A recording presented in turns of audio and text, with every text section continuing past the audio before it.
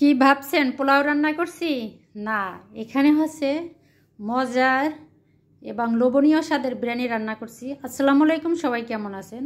তো বিরিয়ানির প্রস্তুতি কিভাবে নিলাম, কি কি আইটেম থাকলো সেটাই আপনাদের মাঝে শেয়ার করছি। প্রথমে দেখেন চাল ছিল, এখানে আমি 1 কাপ চাল নিয়েছি, 1 পট আর কি। তো এখানে আছে আপনার মশলা, 3টা কাঠবাদাম, আর তারপরে হচ্ছে আপনার কি বলে আলু বোখারা, আর হচ্ছে পরিমাণ মতো আমি এখানে মুরগির মাংস নিয়েছি আর কি। তো পরিমাণ মতো সব কিছুই নিয়েছি।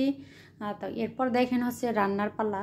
তো রান্না করার সময় আমি আগে ওইগুলা আলু বোখারা, তারপর বাদাম সব তেলের মধ্যে ভেজে উঠিয়ে রাখছি। তারপরে হচ্ছে বেরেস্তা করে উঠিয়ে রাখছি আগে। এরপরে হচ্ছে কিছু বেরেস্তা তারপর মশলা একসাথে দিয়ে আবার মাংসটাকে একটু ভালোভাবে কষিয়ে নেব, যাতে মাংসটা আর সাথে আপনার মশলার ঘ্রাণটা লাগে। তারপরে এই যে দেখেন যেটা বলেছি সেটাই হয়েছে নাকি।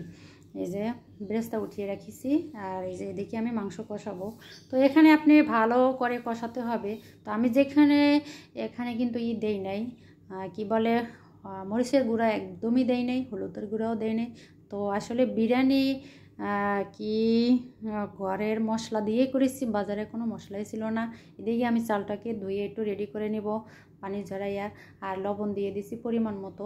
তো আসলে রোজা রমজানের দিনে কোনটা কি বেশি হয় না কম হয় বোঝাই যায় না। তো একটু রমজানের সময় একটু ভালো মন্দ না খেলে হয় বলেন? তো ভালো খেতে কান্না ইচ্ছা করে, সবারই কিন্তু ভালো খেতে মনে চায়।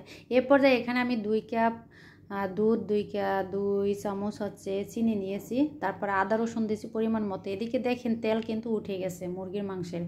তো এরপরে হচ্ছে আদা রসুনটা দিয়ে দিচ্ছি। তো ভালোভাবে মুরগিটা সেদ্ধ করে কষিয়ে নিতে হবে। তারপরে কিন্তু আপনি এই যে দেখেন সব কিছু হয়ে গেছে। এরপরে হচ্ছে একটু গরম মশলা দিয়ে দিচ্ছি। তো গরম মশলা দিলে কিন্তু আরও ঘ্রাণ বের হয়। তারপরে দিয়ে দিচ্ছি আমার এই যে দুধ চিনি একসাথে গুলে রাখা। এরপর একটু হালকা পানি দিয়ে দিছি। তো তারপরে হবে কষানো, একটু ভালো করে কষিয়ে নিয়ে তারপরে কিন্তু আমি চালটা দিয়ে দেব। তো এখানে আপনি অনেকে কিন্তু টক দই ব্যবহার করে, তারপরে অনেকে অনেক কিছু দেয়। আসলে আমার ঘরে থাকা উপকরণ দিয়ে আমি কিন্তু হাতের কাছে যেটা ছিল ওইটা দিয়ে আমি রান্না করেছি। তো রোজা রমজানের দিনে বাইরেও বের হইতে পারতেছি না, আর ওরকমের বাজারও হাতের কাছে তেমন কিছুই নাই, তাই এটা দিয়েই আর কি একটু স্বাদ করে বিরিয়ানি রান্না করলাম। তো খেতেও কিন্তু মজা হয়েছে, অসম্ভব মজার।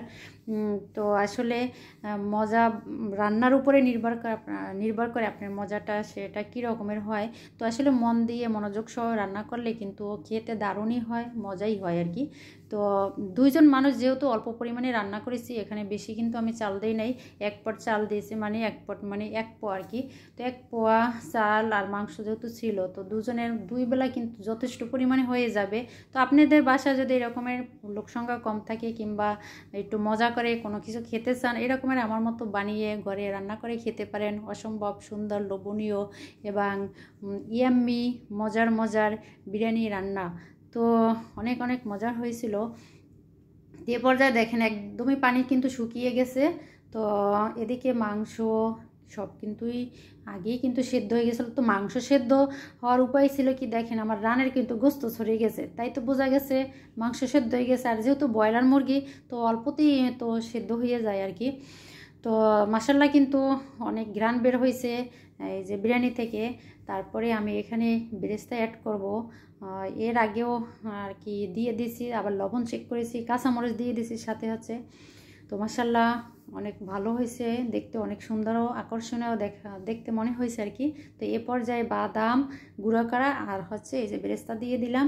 তারপর ঢেকে রাখতে হবে মিডিয়াম আছে, একবারে লো হিট। আমি কিন্তু আর আঁচ দেই নেই, মানে চুলার উপরে রাখছি। তো গরম গরম ভাপ বের হয়েছে, তারপরে আমি উল্টাই পাল্টাই আবার সুন্দর মতো করে এরকমের করে রান্না করেছি। তো আমার আজকের এই রান্নাটা কেমন হয়েছে আপনারা কমেন্ট করে আমাকে জানাবেন, লাইক কমেন্ট করবেন। আর অনেক দিন ধরে আমাকে অনেকে সাপোর্ট করেন না, তারপরে অনেকে ভালোবাসা দেন না। তো যার কারণে আমি হচ্ছে আপনাদের কাছ থেকে বিদায় নিলাম। আসসালামু আলাইকুম।